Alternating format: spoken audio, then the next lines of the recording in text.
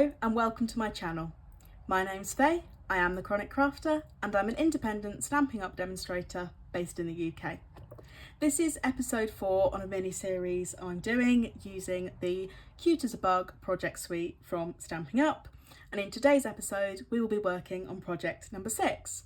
If you haven't watched the previous episodes, I would suggest you go back and watch those, as it will give you context as to what we're doing.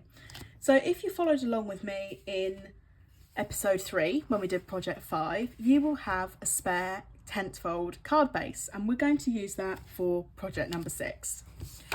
So step 1, we're going to fold it to create a card base. We will be using this lovely toadstool cut apart, and I've still got all my little images of the bugs cut apart ready to go. So we've got our card base. We're now going to cut a piece of coloured cardstock or white cardstock, so it's going to depend. If you're using the coloured base, I would suggest using white cardstock for the panel. If you've used a white card base, I would suggest using coloured cardstock for your panel, so you can flip it around based on what you have available to you. So I'm going to cut a piece of card to 9.5 by 13.8.5 centimetres, and I'm going to cut a piece of white card for this. So I've got some scrap here. I'm just going to see if this is big enough. So I want it to be 13.8.5. It is big enough. There we go. And then I want it to be by 9.5 centimetres.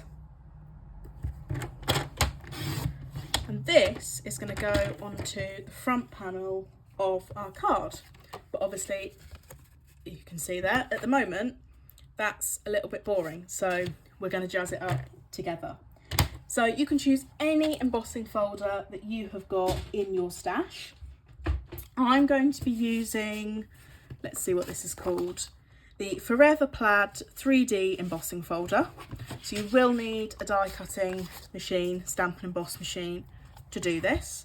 And I'm going to take the panel that I've trimmed down and I'm going to pop it into my embossing folder. And then I'm going to run it through my die cutting machine.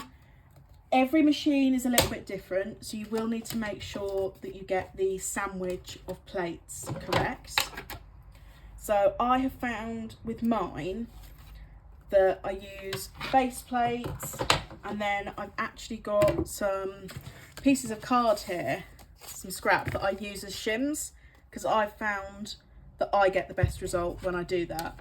But like I say, every machine is a little bit different, even when they're the same type of machine. It all depends on how many times it's been used before, maybe even the type of embossing folder. Everyone's a little bit different. So I'll run this through and see what I end up with, because it is a 3D embossing folder, but I don't feel like I've had much pressure. Oh, perfect. So you shouldn't always need to feel lots of pressure. I felt like that should have been hard to run through, and it wasn't.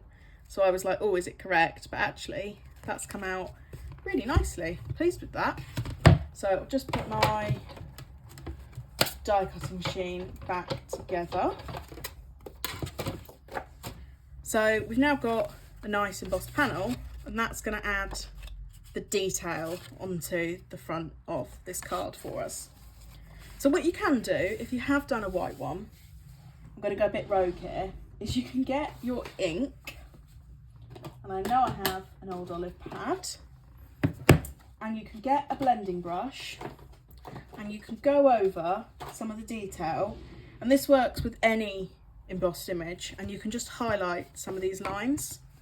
So that can be a really nice thing to do if you've used a white piece of paper for your embossing. So this is a brand new brush, so wow, they hold a lot of ink. I've never used these before. I just want a gentle bit of ink, so I'm just using my grid paper here to help me just work out how much ink is actually on my brush. And I'm not aiming for perfection here. I'm a little bit of a perfectionist when it comes to crafting, but we're not looking for something perfect. This is going to look a little bit different in every area of our cardstock. but it's hopefully going to give us a gentle image that just helps to highlight those lines. I'm rubbish at ink blending. Well, I think I'm rubbish at it, but I guess that's what I'm saying to you, is don't be afraid to do it. Don't think it has to look perfect. We're just adding a subtle bit of colour onto this cardstock, and if you use the coordinating ink, of course it's going to fit really nicely. Of course, now I've done this, I'm thinking, oh, I don't like it, but that is the perfectionist in me. I like everything to be perfect all the time. What you can do to get a softer blend is go in from here and then onto your project. So you can see here I went straight onto the project, so it hasn't blended as well. But like I say, we're not aiming for perfection, even though it really can feel. Personally, I like all my projects to be millimetre perfect. So this is a bit of a challenge for me. But we've just added a little bit more interest onto this card base. And also, if you think about a woodland floor, that wouldn't have a perfect layer of moss. Nature isn't perfect. It looks perfect, but if you look a bit closer, there's always something a little bit different about everything in nature. So we're now going to come in with our Old Olive speciality RickRack. Absolutely love this. Love this ribbon, and I'm going to be gutted when I get to the end. And I'm just going to essentially tape a piece over the left hand side here, just again to add a little bit of interest to our project. So just get my scissors. It is quite prone to fraying, this ribbon, so I would use sharp scissors, and I would always cut a little bit more than you need, just in case. And somewhere I've got my wet glue. There we go. I'd always recommend wet glue or tape for ribbon, and I'll show you a little trick I like to use in a moment. So I'll try and wet glue down the tape, but it's probably not really going to stick. It's my experience of trying to use the wet glue, but it'll help us to line up where we want the image to be. Very sorry, I'm pulling it off camera because I'm concentrating hard on what I'm doing. So I've lined it up where I want it to be. Of course, the glue isn't gonna be enough, and I'm just gonna get some sellotape, any tape that you have, double-sided tape. I would suggest making sure it's an acid-free one, and I'm gonna stick the tape down with normal tape rather than a tape runner. So 2 layers of adhesive essentially is what I've used. So the wet glue to help line it up and help me choose where the ribbon sits, and then I've gone in with tape to secure it. So we're now going to use our beautiful toadstool, and I have suggested in the project book that you create a white mat to go around this toadstool. However, because I've used the white cardstock here and I've sort of added the ink to it, I think the white would actually look quite harsh almost. So I'm not going to create a white mat for it. And now we're on to what some people would say is the fun part. We're going to add the scene onto our toadstool.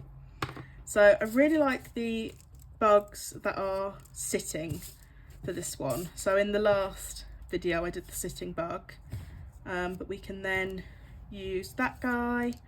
We could maybe add a bee in this time. Let's see, the bees have got these really cute watering cans, but that almost looks like he's watering his friend, so maybe we won't give him that. There's also some very little flowers that you could get the bee to hold, which might be better in this case. We could add some 3D toadstools.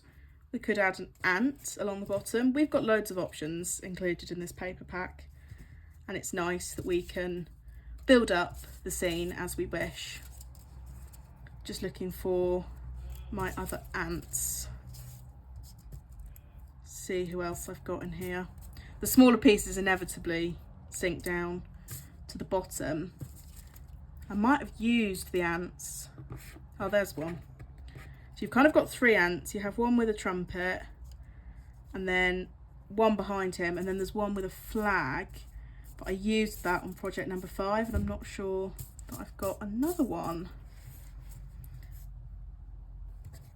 But that's all right, we don't need 3, so I might just stick the 2 ants on there. So we built up a nice little scene. I'm going to use the mini stamping dimensionals to stick some of this down, because again it will just help add a little bit of intrigue to our card and help it look like it is a 3D scene. So I use the mini ones because they fit best on these little die cut shapes. But you know, it's entirely up to you how many dimensionals you add and what kind of adhesive you use, but you'll see what I mean. I'm almost thinking I might use wet glue for him because it makes him look like he's a little bit further behind the ant with the trumpet. So we'll stick him like that. I want this guy to look like he is sitting on the toadstool, and he's a bit bigger so he can have the normal size dimensionals. There we go.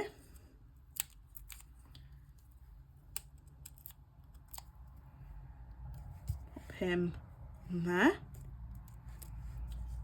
And then our bumblebee, again, I'm going to stick them down with wet glue because I want it to look like they are flying around in the background.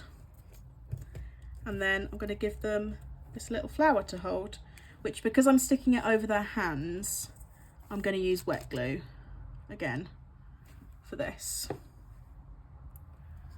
and stick that like that. So that is still a bit raised even without the dimensionals. So there we go, we've built ourselves another really cute scene.